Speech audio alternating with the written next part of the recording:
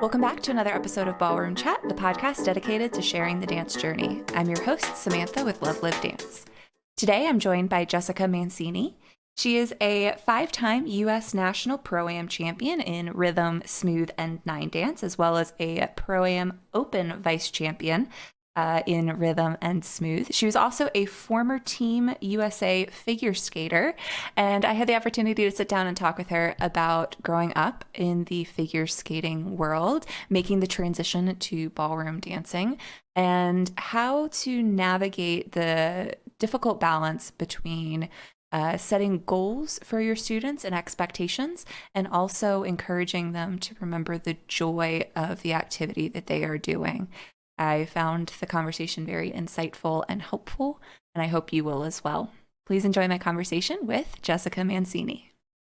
Well, thank you, Jessica, so much for being a guest today on the podcast. Of course, thank you for having me. So I am very excited to hear how you got into the ballroom dance world, but I feel like before we get to ballroom dancing, I want to talk about figure skating and how that kind of came into your life. Was figure skating first and then dance second? Did they happen together? What was the whole process for finding those two sports? Well, figure skating happened before I think I could really walk well, so I think that's why I have issues of walking. But my parents put me in skates when I was 2, and they were actually, as adults, they started ice skating together, and so they wanted to get me into it. And they would take me to the rink, and I was all bundled up, and my grandma and grandpa would watch me before I could walk. So once I was able to stand on my own 2 feet, they said, "Cool, you can wear skates then." So they put ice skates on me. I don't really remember having a say in it. I just remember kind of it being part of my existence. I got a coach when I was 4, and then I did my first figure skating competition when I was 5. And from there, it was just a normal part of my life. And a life without skating, I wasn't sure what that looked like. So all the way through elementary school, middle school, almost all the way through high school, I was an elite athlete training.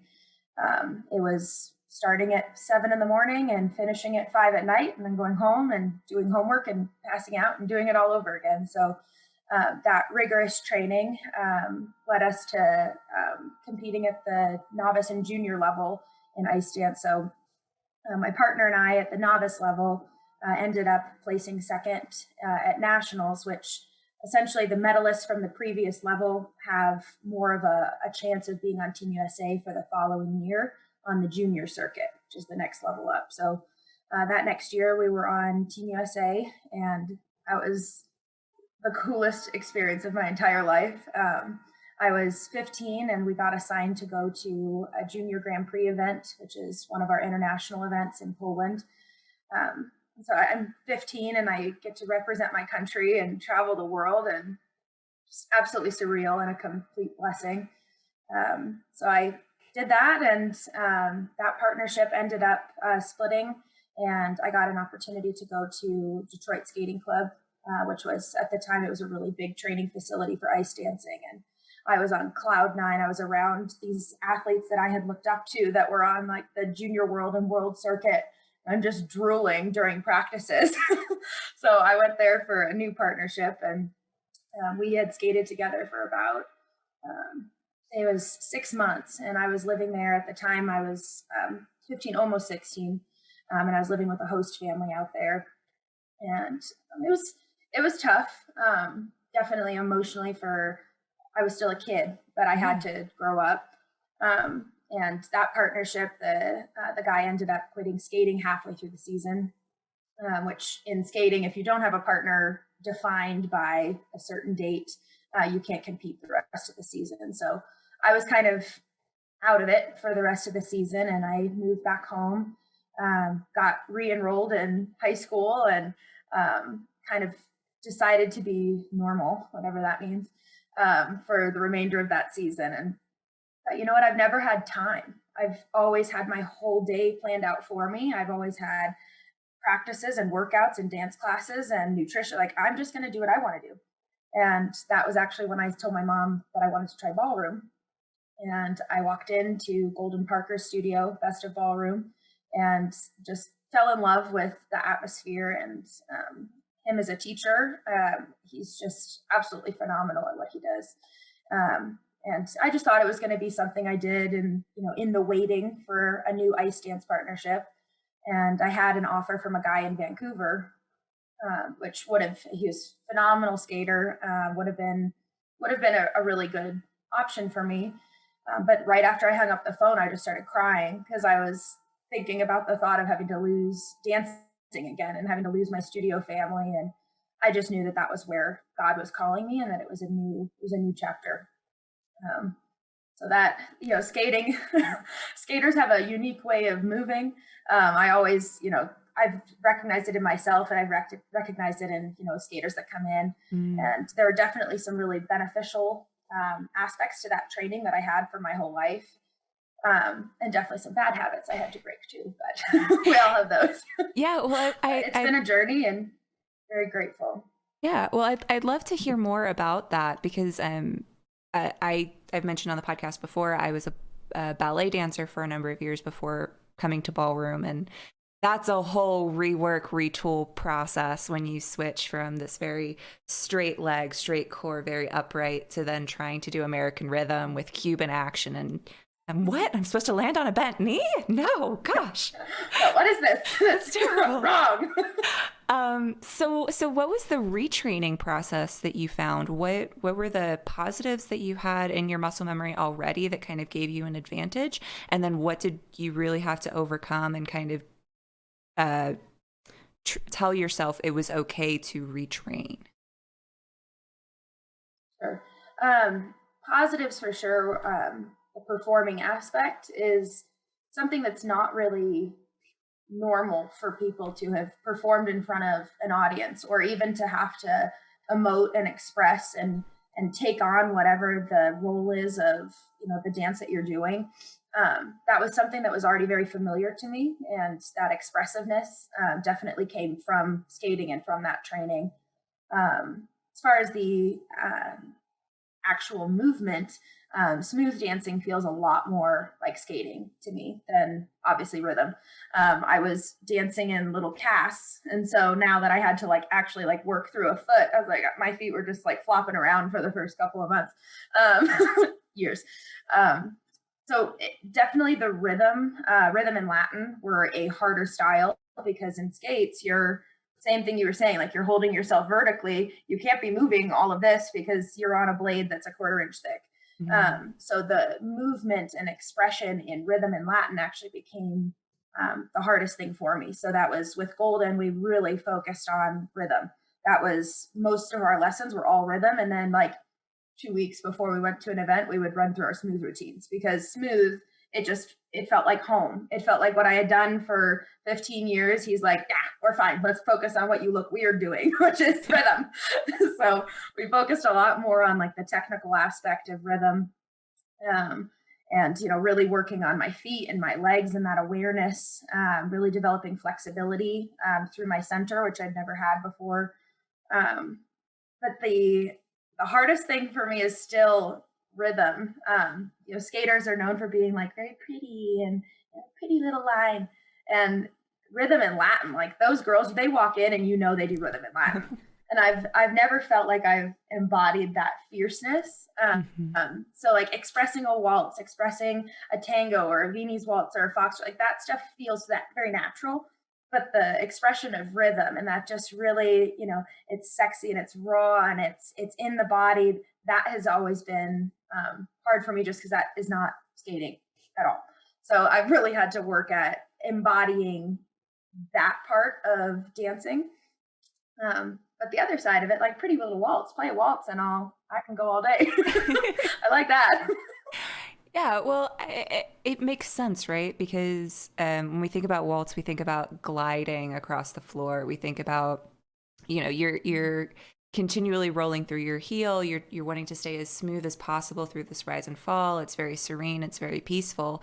Whereas to your point, when we talk about Latin and rhythm, it's sexy. It's heavy.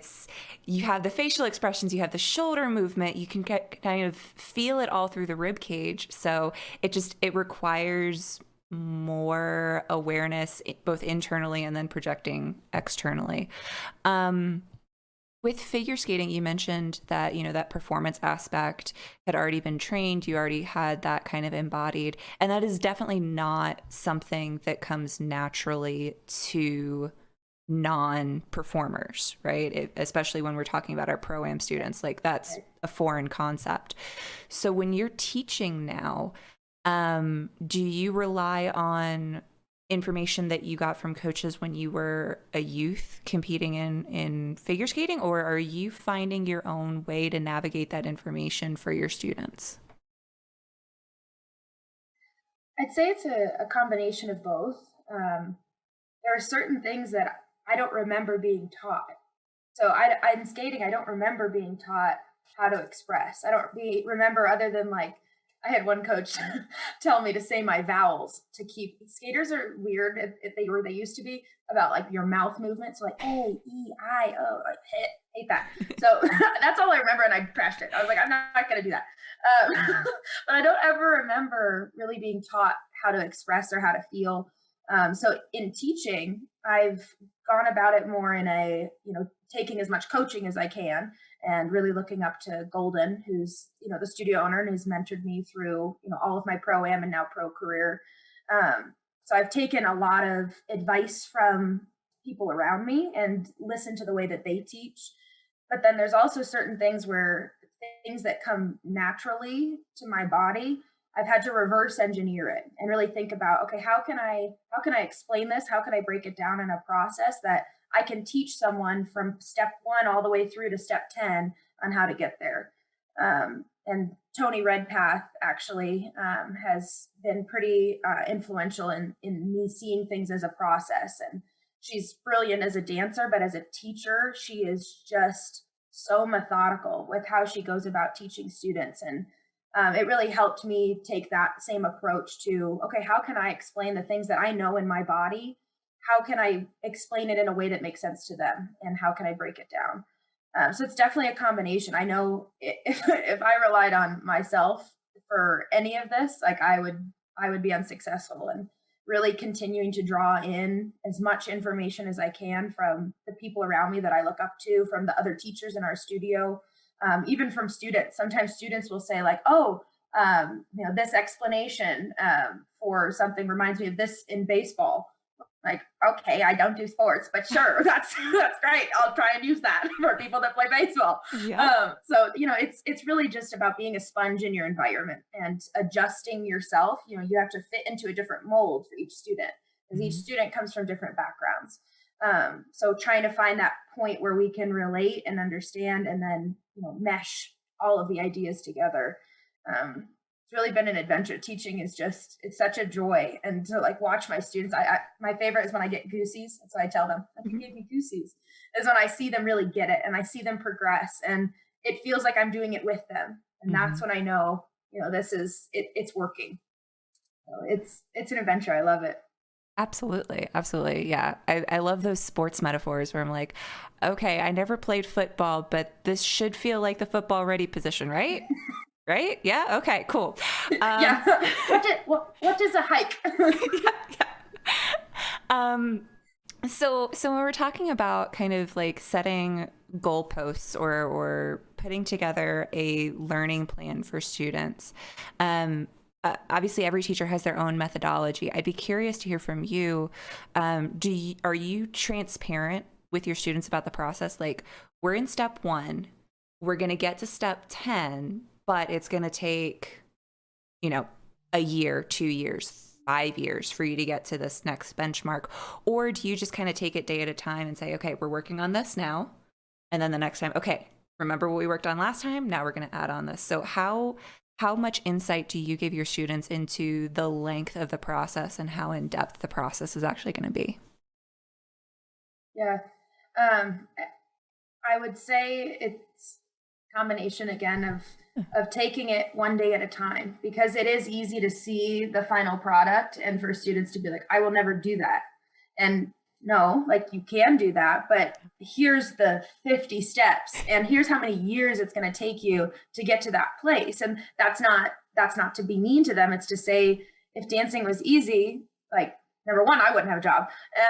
Number two, it's meant to be a journey. And that's what I really try and emphasize with my students, is that it's about embracing that journey. And so trying to keep them focused on, this is what we're doing today, but this is this step. And then next time when we're adding on this concept, when you understand this, then we can start talking about this. And everything is getting you closer and closer to whatever your final goal is. And then that's different depending on what their goals are, because I have quite a few students that are not competitive dancers. They don't have a desire to be. They come in with their husband or with their wife on Wednesday nights at 5:45, and that's their time together. Yep. So seeing why people value dancing, and seeing okay, what is your goal in this, and helping them establish those goals, even if it is social dancing. Pre-COVID, what I would tell my students was, okay, let's pick something this month. Pick somewhere that you can go social dance. Pick, you can go to the tavern at the Broadmoor. You can come to our studio social dance. Let's have a goal set and let's just see that improvement. So every month when you go social dancing, you're going to feel like you're becoming more comfortable dancing with your person. So social dancing, even I've had to get creative with how I set their goals, because it's easy just for social dancers to come in, they dance for 45 minutes, they leave. Okay, bye. See you next week.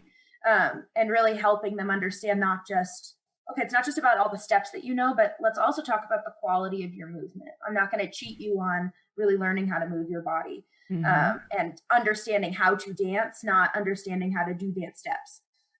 So that's been huge in my couples progress, is because then they start to actually feel more confident in themselves, because they see it. They see themselves dancing, or they see like how they finish an arm and they're like, oh, like I look good. Yeah, you do. It's about that belief in what they're doing. So whether you're competitive or whether you're, just want to do shows or you do social, my first thing is to establish, where are you at? Why are you dancing? Then I can help them establish some goals, and then I can give them, the process to get there.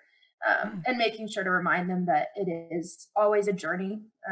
I've been having this conversation a lot with students this week, because we're doing choreography for Showcase, and telling them, like, it's about building. It's about learning this chunk. Now you can do both chunks. Learn the next chunk. Yep. And that patience in the process, and learning to just enjoy the process, because there's no fun in something coming easy. Okay, well then you just want the next thing. Like really enjoying that journey and enjoying the process of learning has been really helpful for my students to not get discouraged, and to keep them progressing down the path. Yeah, and I feel like for some students that comes naturally, right? Like my very intellectual students are like, yes, I want to dive into this. I want to challenge myself. This is great. And they naturally kind of go towards that. I want to learn. I want to be forever the student. And then I definitely have other students that come in and that process is frustrating on day one. And it's like, okay, let's figure out how we can work together to make it so that you can look at this journey as a positive process. I think all of the time of like my wedding students that come in, they're like, goal is low. We just want to not do the 13-year-old shuffle for 3 minutes. Like that's all we want to do. We don't want to look like idiots. We want to do something interesting. Okay, great. And then the first half hour, the box basic is the most frustrating thing that they've ever done. And oh my gosh, they're, the most uncoordinated person ever. I'm just like a flailing baby giraffe. I don't know how to move my legs. God, why is this so hard? It's like, okay, wait. Let's dial this back. And then 5 lessons later, they're like, I feel like we should have done more than just the box and the rotating box. I feel like we could have done more. It's like, yeah, you could have. Yes. That's the thought. Yeah. That's great. When you are talking about your social students, in a lot of ways, I feel like social dance in its own right is more challenging some days than competition students, because from a competitive perspective, we'll teach a routine, we'll work on the technique as far as that dance goes, but for a while, the lead and the follow aspect is not necessarily at the forefront. Whereas in social dance, if you want your students to be really good social dancers, like that is the thing that we need to get comfortable with. How do you navigate that, and how do you kind of broach that subject with your students, especially the couples that come in and they're like, we just want to learn a couple new patterns for our cha-cha? Mm-hmm. Well, this is Michelle Hudson, along with Tony Redpath, but I've gotten most of my information about this from Michelle. They describe it as a partnership. So regardless of if I'm dancing with a competitive male student, if I'm dancing with, this new bronze guy that, doesn't know what he wants to do with dance, or whether it's a social couple, a guy that wants to learn how to social dance, or a couple, the idea of it being a partnership is so valuable. And learning how to establish, how am I responding to him, and how am I delivering this information to her? And I talk about that from day one, because it's so difficult to just continue to teach them steps. I mean, you can know the entire syllabus, and if you don't have the ability as a leader to understand how to deliver the information, and as a follower to know like the sensation that you're going to feel to experience that, you'd be better off doing 2 steps. Whether it's with your partner or as the leader, you'd be better off doing 2 steps that you can really feel and experience and feel like you're dancing it together. It's about that communication.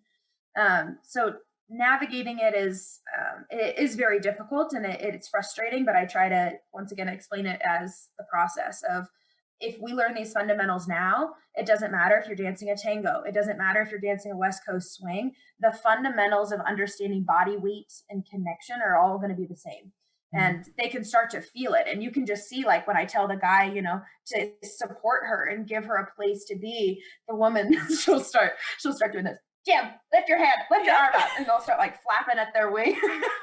So they like it because they can feel each other. And that's the point of dancing, is it's a language. It's a language where we don't have to talk. It's a language where I can just be present with my partner, and I can feel exactly what he wants me to do. I can feel, in the music, what he's going to be leading me into next, and he can feel it too. And it's that nonverbal communication that's why people enjoy dancing so much. And, to be able to communicate with someone like that, I can see it in my couples. And it's kind of like you were saying, like 5 lessons in, 10 lessons in, I see one moment. It might just be a box step, and maybe, they start turning their box, but they're talking to each other. Yep. Like they're not about dancing. They're just like having a conversation about and laughing. Like, do you realize you're dancing right now? You're not in your head. You're not thinking. You're actually dancing. You're leading, and she's following. Everything that you're asking her to do, she's feeling it. It's beautiful to see that, and they can feel it too. It's not something that needs to be explained. They really get it, and they can feel that. When they're actually dancing with their person, as opposed to doing steps at the same time as their person. Yeah, absolutely. I think an area that always kind of makes me laugh or surprises me when students ask it is, oh, I'm never going to be as good as you, or, oh, whatever. And it's like, well, that's because I'm 10 years ahead of you on this process. So I always like looking kind of behind the curtain. Obviously, I mentioned in the intro that you are a several times over U.S. National Pro-Am champion and Open Pro-Am vice champion. How long did that process take from walking in the door, walking away from figure skating, to now having titles? Are we talking a year, 2 years, 8 years? I wish. That'd be awesome. No, it's in the ballroom world. I started in 2012. So I had my first formal ballroom lesson in 2012. Not like going in for a little group class with my ice dancing partner. Like, I had a lesson with Golden at 2012. And I finished my Pro-Am career by 2017 was my very last Pro-Am event, which is not, it says 5 years, if you can calculate the math, and then students will be like, oh, it's 5 years. Why didn't I do it? Well, no, because 2017 was not my end, and 2012 was not my beginning, because I started skating in 1998. Right. And any form of movement, any training that you do is additive. And so I look at it as it's kind of like when you're getting, a PhD or a doctorate, you're learning throughout. And the years that you put into it, the more years that you put in, the easier it is to actually feel like I'm doing this naturally, or it came so easily, but it didn't. Because if you look back to where you started from, there has been so much that has led up to that point. So I don't think that my journey started in 2012, and I don't think I know my journey didn't end in 2017. Like the amount of information that I have gained through my lifetime in skating and through all of that on and off ice training, and then into the ballroom world, and now this intensified training of I'm diving into ballroom, and I'm hearing these coaches, and I can't even sleep for nights after I get coaching because my brain is just like on fire with all this new information, and my heart is just excited to be learning more and more. So um, students say that a lot because it's easy to get discouraged on the journey, and it is frustrating at times, a lot of times. So, and we as their teachers, it's important that they understand that we've been there too, and we are still learning just like they're still learning, and there's not a final destination. If there's a final destination, then you're dead. Like the final destination is about learning throughout your lifetime, or throughout however long you spend in these years dancing, and letting all of those skills build up to, maybe you win a title, maybe you don't, maybe your title is getting to take your wife out dancing, and everyone is like cheering for you from the sideline because you just look like you're having such a good time. I see success, like those little rewards along the way, as just that little extra little boost that takes you to the next moment. But it's not about saying like, okay, I did it, and nothing happened. Well, because it wasn't about that moment. Your process wasn't about getting to a title. Your process was about getting to a showcase. It was about, what did I learn through that time leading up to it, and what am I going to do in the time following it? How can I use this experience to learn something so that I continue to grow? Which is it's a difficult mindset to have naturally, and I think as teachers we know that that's our responsibility. Absolutely. Along with that, how often do we open up Facebook or Instagram or YouTube and watch some of the top dancers just practicing a very simple basic, right? If that's not proof in the pudding that, this is a lifelong process, I don't know what is. Do we as instructors also have a responsibility to our students to be more transparent about when and how we are getting coaching for ourselves, so that we can mirror the fact that it is an ongoing process? I feel like oftentimes instructors like go away for coaching or schedule their coaching hours when the students aren't going to be in the studio. So is there an argument to be made that we should be opening up that process, pulling the curtains back to be like, no, look, we are human too. We are students as well. Absolutely. I just had this conversation with two of my students in particular. We had Diana McDonald in over the weekend, and I was teaching the lesson that I got with David, with my pro partner. I was teaching it to this young youth student that we have, and I was telling her, like, these are the things that I've been working on with you, and I just paid someone else to teach it to me. So understand that I am learning this too, and I am learning the process of not just how to do it in my own body, but how to explain it to you in a way that you'll understand better. And so we just like nerded out for her lesson, and we just talked about all the things that she learned and all the things that I learned, and kind of like put each other into frame and practiced those things. And I told her, I was like, it doesn't matter. Right now she's going into the silver level, competing with Golden, and now I'm competing pro. I said, it doesn't matter where you're at, because we're both still learning, and I'm still learning the same lesson that you're learning too, because we can always become better.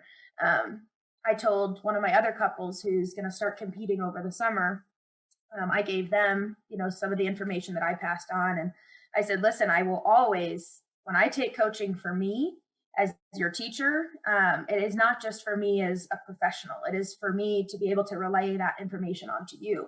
It's not just an investment into my own dancing. It's an investment into your dancing and into his dancing and into their dancing. I can pass that information on. That to me is the really unique thing about ballroom is there's not a book. There's not a manual. It's all been passed down from these generations of extremely talented dancers, all for different reasons. They each have their thing, and they've passed that down. I can see it in like the generational kind of step down of like Tony, learning all of this information, developing this curriculum. She passes it on to Michelle, and then Michelle, passes it on to Golden, and Golden passes it on to me. And it's just, you can just see this progression of the relaying of information. And coaching to them, they see like, well, that's more expensive than my normal lesson. And say, yeah, because the information that you're getting is going to be information for the next 5 to 10 years of your journey. In 45 minutes of a lesson, they're not expecting you to master everything that they're saying. They're expecting you to get this condensed information and draw it out and dissect it with your teacher throughout the next, X number of years of your journey. So for sure, I mean, Golden has really been a huge advocate for always bringing in coaches to the studio and always having them accessible to students, but also encouraging his staff, take a one-on-one lesson with this person, just to be able to say, I have all these questions. I'm going to come with 15 questions and I'm going to ask you, and I'm going to get as much information as I can out of this, not just for my own dancing, but also for, progression of my students and the understanding of the material. And, he has always been humble and has instilled in his staff an attitude of we have more to learn too, just like our students. And so I do believe that, it should not be behind the scenes. It should not ever be a situation where, oh, I know everything. This is my way. I've become this way because I am just great. Mm-hmm. You're only that great because of how much information people have given you and how much time other people have invested into you. And so I've never really experienced the other side of that arrogance of like, oh, only my way, and you only need me as your teacher. I've been in an environment where it's been nurtured that you do admit your vulnerability to your students and you say, I'm learning too. And embracing that together it makes them feel like they're not alone in it either. Well, and I think it makes you more trustworthy as an instructor in a lot of ways to show your vulnerabilities, to say like, maybe I don't have all of the answers, but if I don't have the answer, I'm going to work my tushy off to make sure that I find the person with the right answer so that we can solve this together, right? I also think it's so important when studios or instructors are bringing in coaches that they have coaching lessons with that person, because we are creating an environment where we're bringing someone in as an expert. If we've never trained with that expert, then we have no idea what's going to happen in the lesson with our students, right? So you may agree with the person, you may disagree with the person. There's always something to learn from it. But if you're bringing someone in, you can couch the lesson to your student as, I'm bringing this person in because they are great at this thing. Maybe it's technique, maybe it's styling, maybe it's choreography. And that's the arena that I want you to focus on. And maybe there's other information that's in conflict with what we're currently training on, but this is the thing that we want to take away from this lesson. It just, again, like you said, it has goals. It creates goal setting for that student. Absolutely. And that focused intention of, this is what we're trying to get out of this coaching from this person. It's great. I mean, that's partly why I think it's so important for us to be there with them. Is, they say like, well, I just dance with you. Why can't I just take a lesson with this lady? That's always what they call them because they don't know who they are. I'm like, well, this lady is going to be giving you information that you're not supposed to understand yet. And as your teacher, I can hear that information. I can help us sort through it together, over the next few years. But, for sure, it's coaching it's been something I've really missed, during COVID and stuff with, people not traveling. And this was our first weekend that we got to bring in a coach. And it was, all of us were so excited. It wasn't just for the students, like all the teachers were like, yay, like waiting at the door for her to come in, like, yay, information. But it's that hunger for just becoming better. If we feel like we're improving in our own dancing, Golden says this to us all the time. If you feel as an individual that you're improving as a dancer, you're going to be that much better of a teacher for your students. If you feel bored with the information, I mean, we teach 2, 3, cha-cha, 1, 2, 3, all day, every day. If you're not building on that, if you're not really getting excited about anything new, you're going to burn out. Mm-hmm. And the hunger for that information is how we avoid the burnout. Definitely.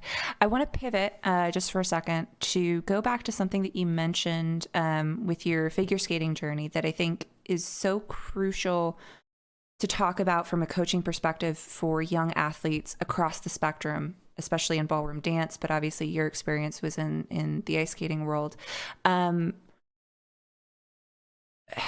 Letting children be children and overscheduling or putting too much pressure too early on. So you mentioned that you had a break between your partnerships in high school, and it was just this opportunity to be a normal everyday high school student, right? Without the pressure of training and competition. You are training some younger kids in the ballroom arena now. How do you navigate that line between looking at them as young athletes and looking at them as kids? It is a balancing act. And I think in order to understand where the balance is, you have to have been all the way on one side or the other. So there's an adjustment. And I think it's different for each kid, because you get kids that come in and they say, I want to be a champion. Okay, well, here it's going to take work. It's not going to be like, pat, you're doing so well. It's going to take a lot of work, and it's going to take a lot of really frustrating days.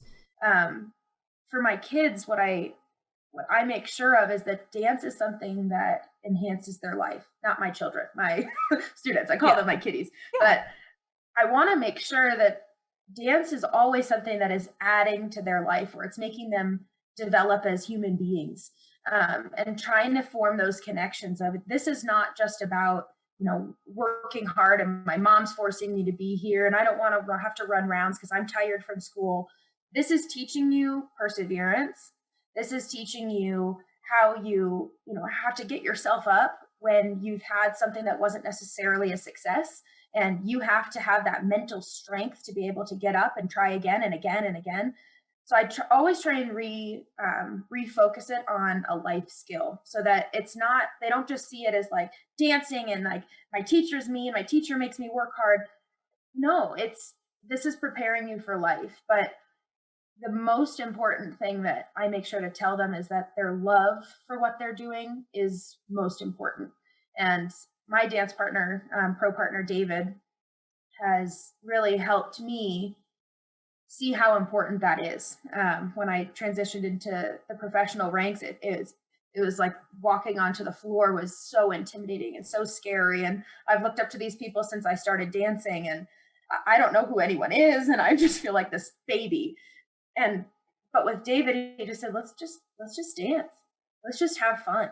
And there is a balance of, okay, if you're just having fun, you're not going to necessarily progress. But if you keep the love of dancing at the core of whatever you're doing, you will have that success no matter what. Even if you don't get the result that you wanted, you're going to have that love and that joy that you get from dancing come from all of those difficult days where you leave practice sweating or you leave practice crying because you're just frustrated with the concept. But if it all is at this center point of, I love what I'm doing, then it's a completely different experience. With skating, I think the main issue is that the heart is gone in a lot of these young athletes, because since they're little, it's become a job, frankly. I mean, from 7 to 5, they're working. That's their job. That's what they're expected to do. And I'm speaking from personal experience. I'm sure this is not every skater's experience, but I do think when you're a kid, getting involved in a sport at that intensity definitely requires having mentors around you that keep you grounded. And maybe you have a weekend where you don't train, and maybe you get to go to the amusement park with your family, or maybe you take a week off, even if it's close to a competition. Well, who cares? Because you're a kid. Um, you have to find that balance and that importance of, well, what do I value here? Is this, if it's continuing to add value to your life as a kid, if it's continuing to make them better, and coming to practice on days they might not want to, just to persevere, okay. But if it's something where you're floating through the motions and you become numb to the reason why you actually love it, or do you even love it anymore?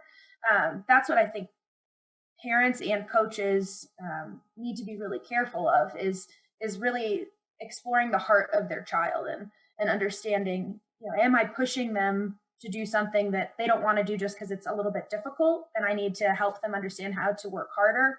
Or is this something that they're just pushing themselves to do when they don't have a love for it? Mm-hmm. I wish when I was skating that I didn't lose the heart for it, because I let external environmental factors affect my love for it. And that's why dance was so healing for me, because everything that I remembered that I loved about skating, just the feeling of movement, and it's like you're gliding, and there's, for just a moment, everything else disappears. But when you are training all day, every day, it's easy to get burnt out. And I wish if I could go back and change anything, I just wish I could talk to myself and shake myself a little bit, and remind myself why I was doing it, and that it wasn't about being perfect, that it wasn't about, getting this title and getting on Team USA, that, do you love what you're doing? Remember why you're doing this. And then you have that fire built up inside of you again to get out and do another practice. But if your heart's not in it, get out. Yeah. It's not worth it. Well, and I think something that I want to kind of bring back around was a conversation that we had in a previous episode with Natalie Crandall, which is this idea of anything, it's all voluntary, right? You need to make sure that you're doing this for your own reasons, for your own happiness, for your own progression. And I think especially with kids, we have to be very careful and very aware of how much they are internalizing external pressure, right? As adults, I think we have blind sides that it tends to take a while for us to realize we have, where we're, continuing with a partnership because we don't want to let the partner down, or we're coming in when we've had a really bad day because we don't want to let our students down or our instructors down or whomever we're in a relationship with.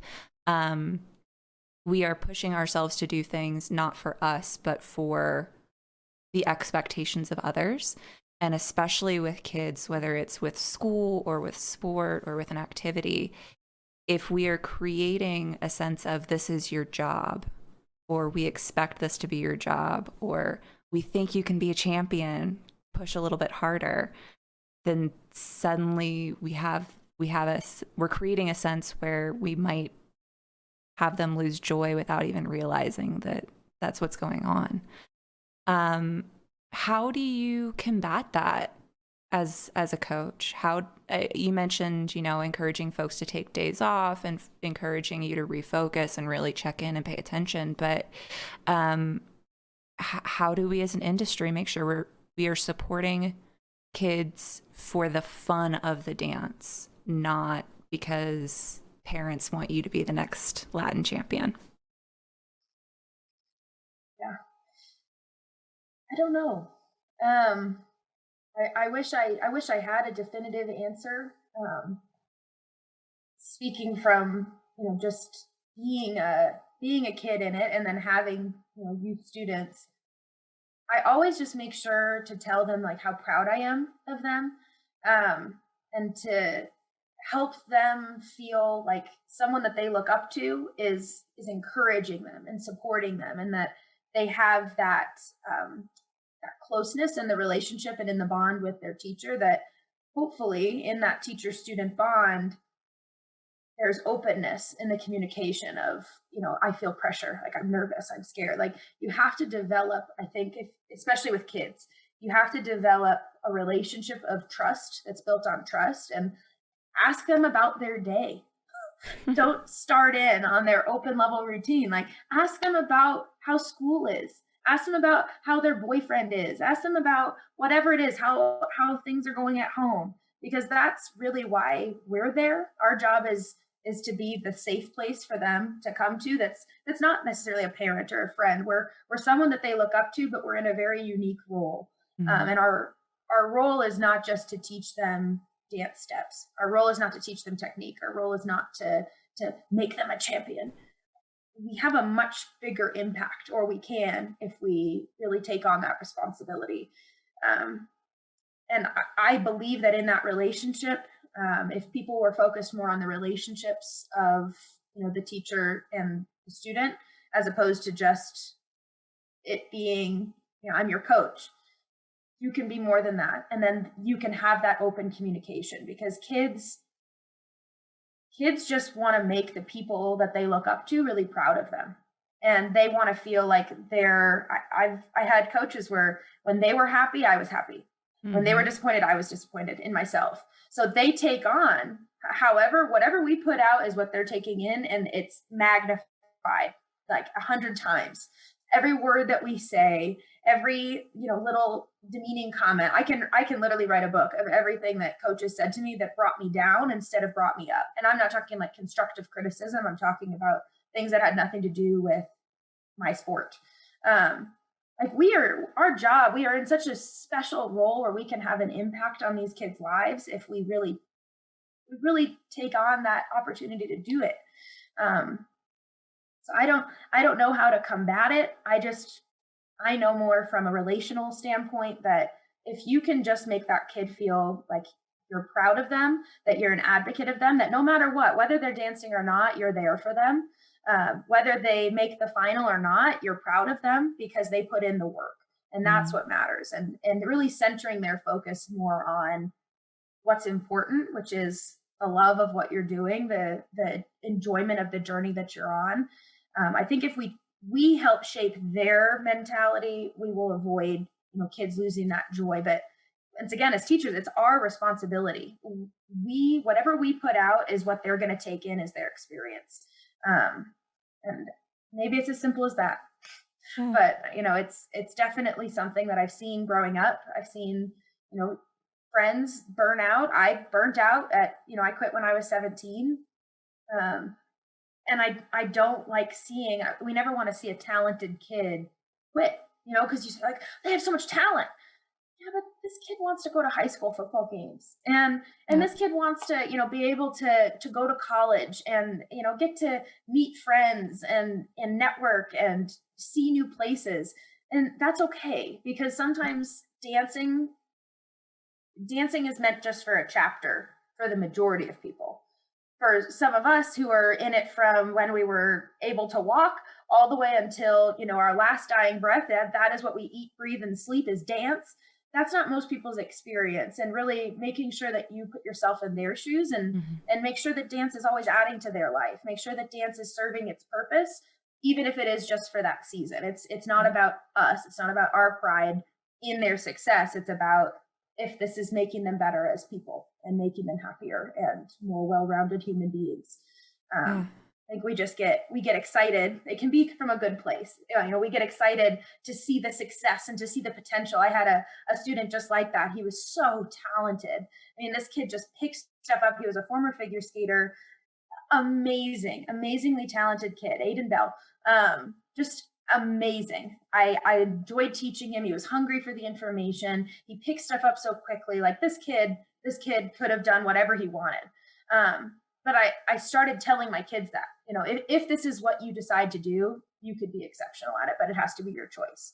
And he ended up deciding he wanted to, try different dancing, and, like he went to a different, like a modern contemporary type studio. He wanted to, be a high school kid and do drama. And as coaches, Golden and I, we were like the team members that were helping him. we just said, okay, like we're proud of you, and know that, if that for this chapter right now, you need to do that. Awesome. If you never come back to your ballroom chapter, that's okay. Like, we're so honored that we got to be a part of it. But we have to humble ourselves a little bit more, because dancing is not everything to everyone. Ballroom dancing is not an end all be all for everyone. It has to be something we see as benefiting them, not benefiting ourselves. Absolutely. Well, and I mean, even thinking about it, I enjoy teaching dance. I'm passionate about ballroom dance. I'm like you, I get goosebumps when my students have that aha moment. But I also separate myself from ballroom dance. I have a life outside of ballroom dance. I have friends, or I watch Netflix, or I read a book, or there are other things in my life that I find fulfilling, that enhance my experience of ballroom dance and allow me to continue to come back and find the joy in it. And if we look at how school systems are set up, plus extracurriculars, especially if you're taking sport at a high level or any of your extracurriculars at a high level, we want to make sure that there's still balance, because that's the reality of life outside of, whatever your sport is. There has to be more out there. If nothing else, just to be able to separate and breathe for a few moments. I want to talk very briefly about the next chapter for you. So you mentioned the fact that you are a competing professional now with David Moon. Are you still competing smooth and rhythm? Are you doing 9-dance specifically? What is the goal moving forward for that? Yeah, it actually came out of COVID. Thanks, COVID.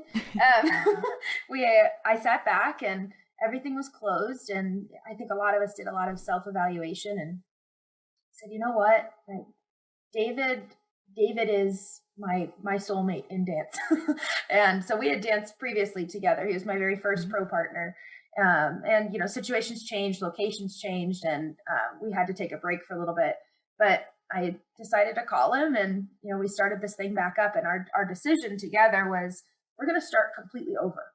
We are going to get brand new routines. We are going to start from scratch, and we're going to take this time, this gift of time that we've been given of no competitions, really minimal coaching based on, being able to travel to and from places and have people travel to us. We're going to take this to really build a strong foundation together and get routines that are just ours, that aren't, this was my old routine from this person and this person. We can kind of marry them together and try and make them fit. So our goal really was just to have a stronger foundation built and to use the time to do that. So right now we're just competing smooth for now. We're planning on going to, our next competition will be Michigan Dance Classic and Beach Bash, our next two on the schedule. So we're really just taking every opportunity we can to actually compete, to get these routines on the floor. They are new. We're trying to just embrace more of the technique, embrace more of the quality of movement together, embrace more of the storyline of, this is two of us dancing, as opposed to, I have my part and you have your part, and we're just gonna flail around a little bit and hope we make finals. It actually feels like we're building a partnership. So goals moving forward, we haven't, it's really difficult right now as far as competitions go to say, this is our goal at this competition. Our goal right now is just to continue to improve, and eventually we'll add in rhythm. That's the plan anyway, but right now we wanted to start biting off a smaller chunk to really improve on that chunk and feel confident and improve the quality of just our smooth, which that focused attention has definitely benefited us. I feel like from a dancing standpoint, we are dancing better together. Even though we spent that year and a half apart, we're dancing better together than we ever have, because we took the time to just breathe for a second and work on these little details. So goals moving forward, I mean, with him, our goal is always just to continue to learn, to continue to improve, and to have a dang good time doing it, which we always do. So it's been amazing. We just did National Stars, and it was just incredible to get to dance with him and to actually travel to a competition and have people in the ballroom. It's amazing the things that we just took for granted, that there's competitions every weekend before, and now it's just such this gift. And that valuing of what we do, especially as professionals. I mean, we pass that down to the people that are watching us in the crowd and to our students. And I just feel this reignited passion and fierceness for what we're doing. And I think, especially with David, him and I have always had a friendship first. And I'm just very blessed to get to dance with my best friend again. Yeah. David's awesome. He's one of the good guys out there. For sure. coming out the other side of the last year. Oh my gosh, it's been a year. Do you think that we're going to be more, in general, we're going to be more intentional about what styles, our routines, where we're going for competition, just more intentional about the whole process? Because I think, to your point, we took a lot for granted before, where it was, well, let's do 10 dance, let's do 9 dance, let's compete every weekend because there is a competition every weekend. So again, we're kind of putting on those external pressures of what are expected. Do you think having this time away from it for so long is going to give us kind of that clarity of mind to say, you know what, no, I'm going to be a little bit more choosy about how and where I invest my time? I would hope so. I would hope that all of us through this year can take something positive from it, even though there was a lot of pain and struggle for a lot of people. I really hope that we all got a chance to refocus inward and ask ourselves why we do things. I'm kind of taking it the opposite extreme of, I never felt like I got burnt out. I felt like I just was being. I was just existing. I was going to competitions, and I always enjoyed them. We always made sure that we did fun things in these cities, and that we made it about the experience, not just about the dancing. But I'd say it now, it's just exaggerated. Like, every opportunity when there's a competition, I text David. I'm like, this competition's running. Can we go? I'm more excited about it because I'm just excited to dance. And my intentionality, I never felt that burnout that a lot of people talk about. At least in my professional career so far, that's not something I've had to experience. I missed it like a crazy person. And I just wanted to get back to doing what I love. So I would hope that, I can't speak on, people that felt burnt out, and maybe this break for them was just exactly what they needed to take that breath. Kind of like when I stopped skating, just to separate and realize what they love in life. And that is amazing, for them. And for crazy people like me, I just feel like I'm on like dance steroids. I just want to dance. I want to learn. And I do need to balance it. I know, because that's an easy way to get burnt out, is when you're just going. But I love what we do. Yeah. And this just reminded me of how much it adds to my life, because when it was taken away, life is just kind of meh. It's you wake up and you might go to the gym, and you fold your laundry. Like, we all have something in our life, or we all should, that just makes us feel more alive. And that's what dance does. So I'm really hoping that in competing this year, that people are more intentional if they need to take a breather, but that they're also more appreciative, more so than intentional, of just the opportunity that we have to get to be together again and just get to dance and do what we love. Awesome. Well, before we wrap up today, anything that you would like to make our listeners aware of, anything that you want to leave our listeners with? Don't lose the heart of it. Don't lose the love. Make sure that dancing is always about the heart and the soul first. You can always train your mind more. You can always train your body more, but your soul is really what's going to give you success. And however you define that success is up to you, but you will always feel fulfilled if you keep the soul aspect first. Yeah. Love that. Love that. Well, thank you, Jessica, so much for being a guest today. Thank you. Thank you so much for having me. Thank you again to Jessica for being a guest on today's podcast. If you want to follow along with her dance journey, you can do so using the links in the description box below. As always, I'm Samantha. I'm your host with Love.Live.Dance. You can find all the podcast versions of these episodes at ballroomchat.com, and you can follow us across social media at Ballroom Chat. If you've not already done so, please do make sure that you hit the subscribe button and give us a thumbs up as well to show us that you enjoy these types of conversations. As always, stay safe, stay positive, and we hope to see you dancing very soon.